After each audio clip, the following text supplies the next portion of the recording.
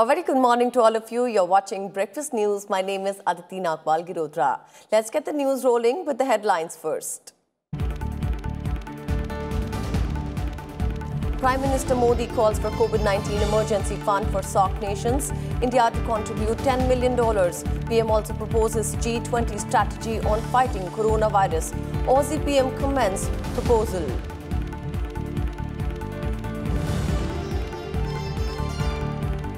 As Europe remains epicenter of coronavirus pandemic, 3 EU states record highest one-day death toll. Iran's health facilities also overwhelmed as death toll jumps by 113 in a day. More than 6,065 people have died globally.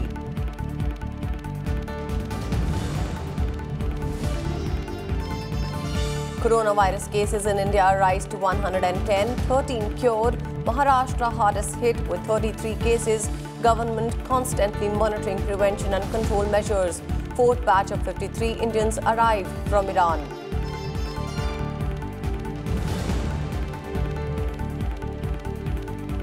National Commission for Indian System of Medicine Bill 2019 listed for consideration and passing in Rajya Sabha. Discussion on working of 4 ministries also in House's agenda. In Lok Sabha, appropriation bills listed for introduction, consideration and passing. Discussion and voting on demands for grants of 5 ministries for 2020-21 also listed in today's business.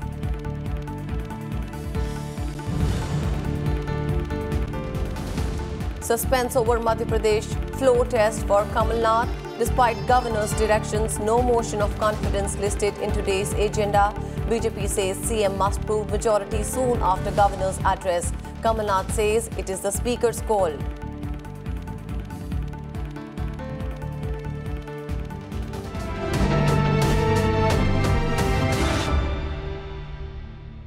SAARC nations on Sunday vowed to jointly combat coronavirus, with India taking the lead in the fight against coronavirus in the South Asian region.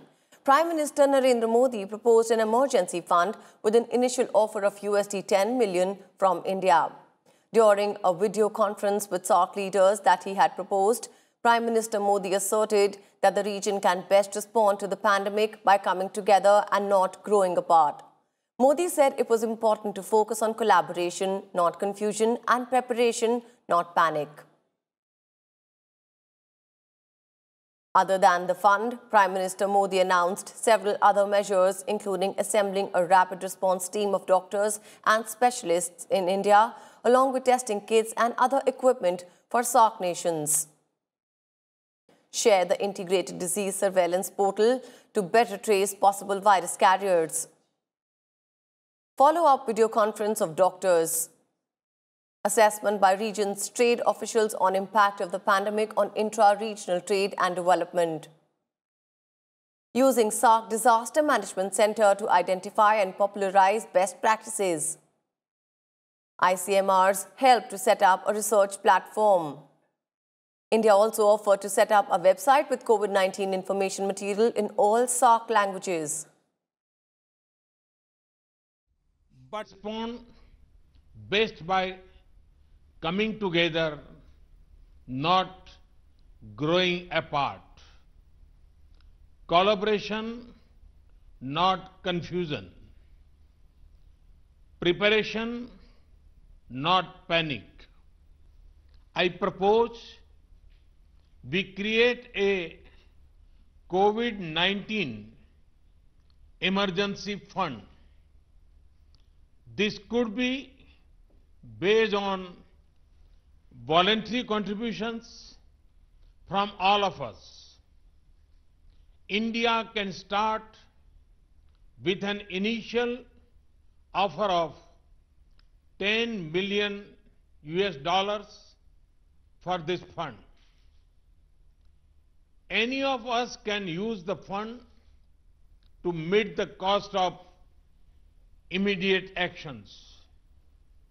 We had set up an integrated disease surveillance portal to better trace possible virus carriers and the people they contacted. We could share this disease surveillance software with SAARC partners and training on using this. Addressing the video conference, Prime Minister Modi said that within 2 months, India moved from one major facility for pan-India testing to more than 66 such labs. He said nearly 1,400 Indians have been evacuated from different countries. In an unexpected move, the video conference was proposed by Prime Minister Modi to formulate a joint strategy by the SAARC nations to fight coronavirus, a suggestion that was hailed by all members. Within 2 months, we moved from one major facility for pan-India testing to more than 66 such labs. We also responded to the call of our people abroad. We evacuated nearly 1,400 Indians from different countries. We also similarly helped some of the citizens of our neighboring countries. SAARC member nations discussed coordinated efforts to combat the coronavirus crisis in the region in the video conference. Lankan President Rajapaksa proposed setting up a SAARC ministerial-level group to deal with issues related to coronavirus. Maldivian President Solih backed coordinated approach to deal with COVID-19. Afghan President Ashraf Ghani welcomed Prime Minister Modi's suggestions to tackle the crisis. I strongly recommend the SAARC leaders to formulate a mechanism to assist our economies to tide over this very difficult period. A SAARC ministerial level group be established to discuss, share best practices, and coordinate regional matters on combating coronavirus. In times of crisis, we do come together. The Maldives is fortunate to have received general assistance from India, and I convey my government's appreciations to Prime Minister Modi and the people of India. We have received medicine and a visiting medical relief team to work with Maldivian healthcare professionals. Bangladesh Prime Minister Sheikh Hasina suggested another video conference with health ministers of SAARC nations. Nepal PM KP Sharma Oli pushed for a second and robust strategy for SAARC region to fight coronavirus. Bhutanese PM Lote Tshering said that it was important for all countries of the region to be on the same page to combat coronavirus. Special Assistant to Pakistani Prime Minister on Health, Zafar Mirza, said that no nation can afford to be unresponsive to the situation in the wake of the coronavirus outbreak. SAARC countries need to cooperate and collaborate closely to fight this pandemic. We need to force collaboration through our collective capacity, expertise, and resources. The common concern over the potential of COVID-19 affecting South Asia. All our countries now have confirmed cases. A regional mechanism is proposed to share disease surveillance data in real time about prevalence and incidence of communicable diseases and public health events of regional significance. After initiating the SAARC video conference to discuss coordinated efforts to fight coronavirus, Prime Minister Narendra Modi has also proposed a joint G20 strategy on tackling the outbreak. This was confirmed by Australian PM Scott Morrison at the press conference. Terming it a commendable initiative, Australian Prime Minister Scott Morrison said that Prime Minister Modi is keen to organise a link-up between all the G20 leaders. He said that Australia is supporting the initiative.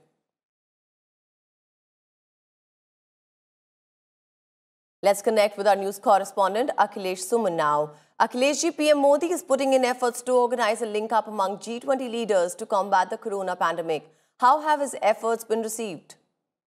I can tell you the latest one in this series, that External Affairs Minister S. Jaishankar also talked to U.S. Secretary of State Mike Pompeo in this regard. The talk held on 14th March and both leaders talked about how they can cooperate on this issue. So I think every leader is talking to each other counterparts so that there can be a coordinated efforts not only to tackle the disease, but also to keep the economy running. And that is why Prime Minister Narendra Modi took initiative in the SAARC region. And it was really a successful meeting yesterday when all the SAARC leaders gathered together in video conferencing, and everyone, praised the effort by Prime Minister Narendra Modi and initiative he has taken. And likewise, G20 is a group of major countries of the world, economically and politically important countries of the world, and that is why Prime Minister Narendra Modi is talking, and also External Affairs Minister is talking to various leaders. And if you remember that the first talk was held with UK Prime Minister Boris Johnson, and other than that, he also talked to Israel Prime Minister Benjamin Netanyahu, and then Australian Prime Minister, and then US Secretary of State Mike Pompeo. So it is, every country is feeling that there should be coordinated effort. But now, absolutely, Akhileshji, the efforts have to be coordinated when it comes to all G20 countries. Thank you so much for all that information. India's confirmed coronavirus cases have risen to 110 as Maharashtra's numbers surge.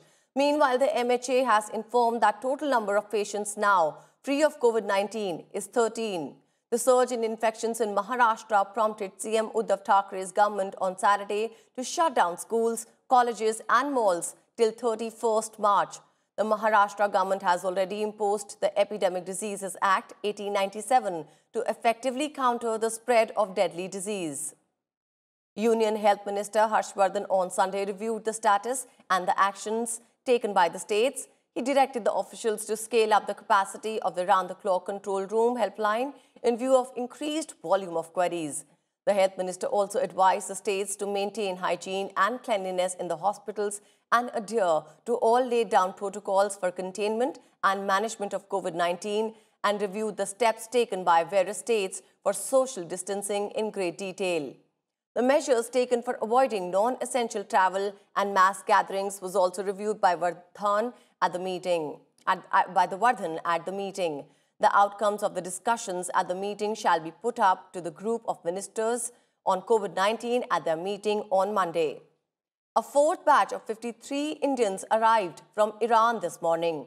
These Indians were evacuated from Tehran and Shiraz cities of Iran, and they arrived at Jaisalmer airport today. They were later moved to the Army Wellness Center in the city following preliminary screening. With this, a total of 389 Indians have returned to India from Iran. The government also evacuated 218 Indian citizens from Milan, Italy, who arrived in Delhi yesterday morning.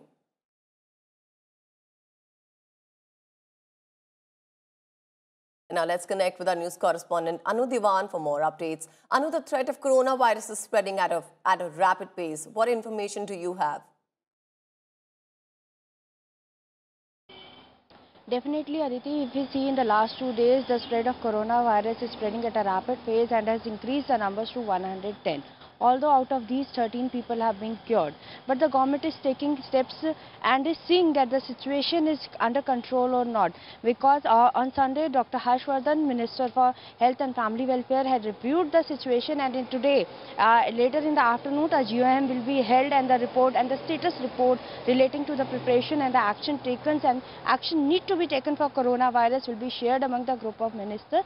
And we are expecting that some major more steps government will take, because we are seeing that the situation has increased. Now the numbers of patients have increased to 110, and although the situation in Maharashtra, if you see the number of patients are really a high number, that is up to 32.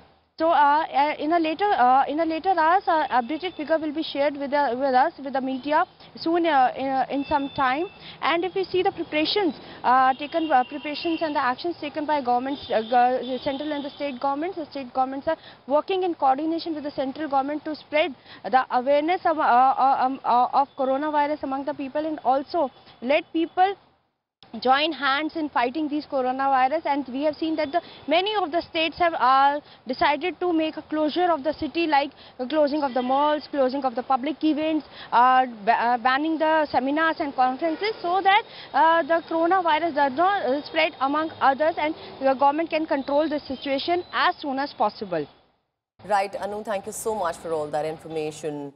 Europe continues to be the epicenter of the novel coronavirus infection, with EU states recording highest one-day death toll. The 3 states bearing the brunt of the coronavirus pandemic in Europe all recorded their highest death tolls for a single day. Italy saw 368 deaths, bringing its total to 1,809. Spain recorded 97 more deaths for a total of 288, and France reported 29 deaths, taking the toll to 120. Governments across Europe have responded by curbing the movements of citizens and tightening borders.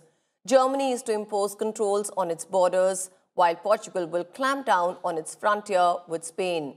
The Czech government has also introduced stringent lockdown measures.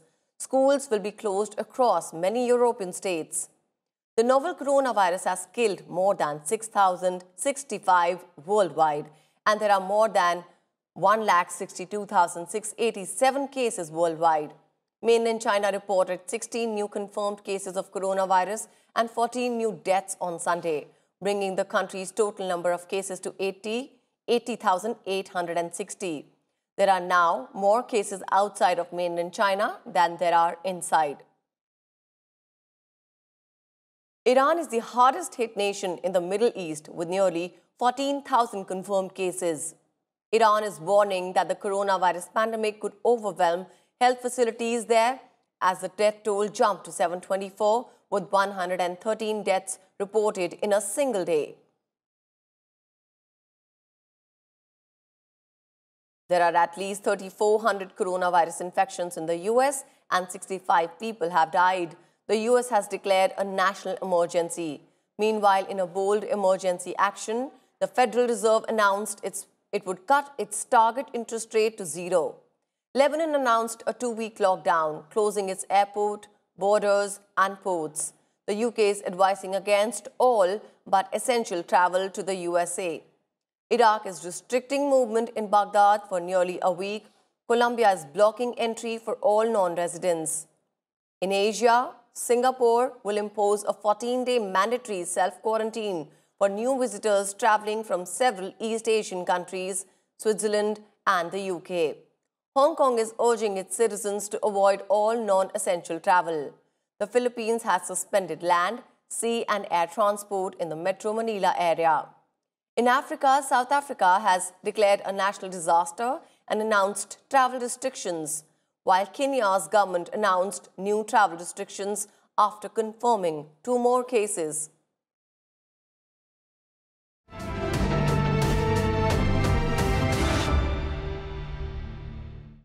And now a look at the legislative business in the upper house. The House will take up the National Commission for Indian System of Medicine Bill 2019, listed for consideration and passing. The bill aims to provide for a medical education system that improves access to quality and affordable medical education and promote equitable and universal healthcare that makes medical services accessible to all citizens. Union Minister Shripad Yesso Naik will move the National Commission for Homeopathy Bill 2019, aimed to ensure availability of adequate and high-quality homeopathy medical professionals for consideration and passing. The House will also take the Central Sanskrit Universities Bill 2019 for consideration and passing. The bill is intended to convert 3 deemed to be Sanskrit universities into Central Sanskrit universities.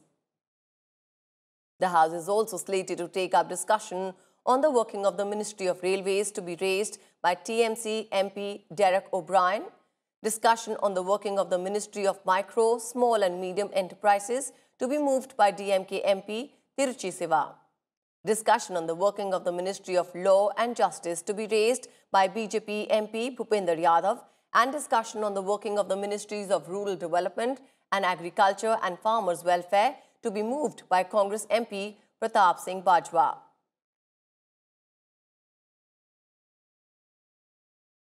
And in the Lok Sabha today, discussion and voting on demands for grants of 5 ministries for 2020-21 is listed in today's business.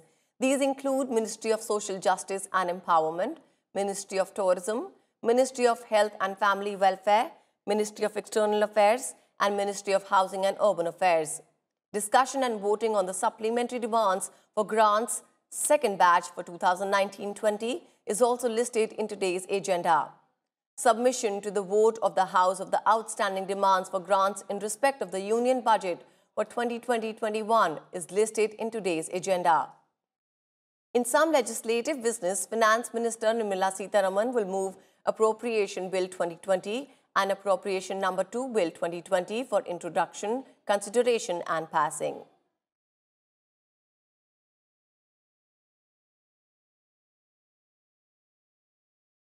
And now let's talk to our news correspondent Kriti for more information. Kriti, we have an inkling of how the day is going to pan out at both the houses. Yet we'd like to ask you for more concrete information. Oh, well, Aditi, talking about the first week of the second half of the budget session of Parliament, remember the productivity in the Rajya Sabha was mere 9%. But it spiked in the second week and it touched more than 82%. Now today also important items are listed in day's agenda, including the Central Sanskrit Universities Bill, the National Commission for Homeopathy Bill 2019 and the National Commission for Indian System of Medicine. Remember, these two bills are going to be discussed together and moved for consideration and passage.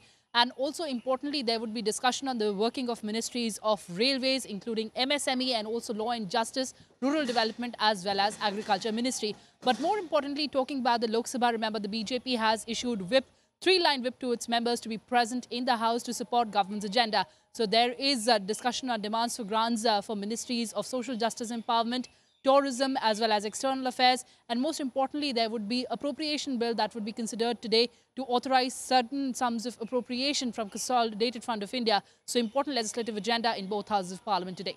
Aditi? Thank you so much for all that information, Kriti. And now we'd move forward. The fate of Kamal Nath government in Madhya Pradesh is hanging in balance. Madhya Pradesh Chief Minister Kamal Nath called on Governor Lalji Tandon late on Sunday night, after which Nath said that he told the governor that he'll speak to the speaker about the floor test on Monday morning. Nath said he has already communicated to the governor in writing that his government is ready for the floor test, but the MLAs held captive should be released first. However, there is no mention in the list of business issued by the State Assembly Secretariat on Sunday night. मैंने तो राज्यपाल को जब मैं मिला था, मैंने तो उन्हें लिखित कहा था कि मैं फ्लोर टेस्ट के लिए तैयार हूं, जो ये कैद विधायक हैं इनको छुटकारा मिले. Meanwhile, former Chief Minister Shivraj Chauhan said that if the floor test is not held, the BJP push for a confidence motion. अल्पमत में आ गई है, उसको पता है कि वो फ्लोर टेस्ट में हार रही है, इसलिए भाग रही है. फिर भी आग्रह करता हूं कि विश्वास मत का प्रस्ताव लेकर आए सरकार. And with this, it's a wrap on this edition of Breakfast News. Thank you so much for joining us.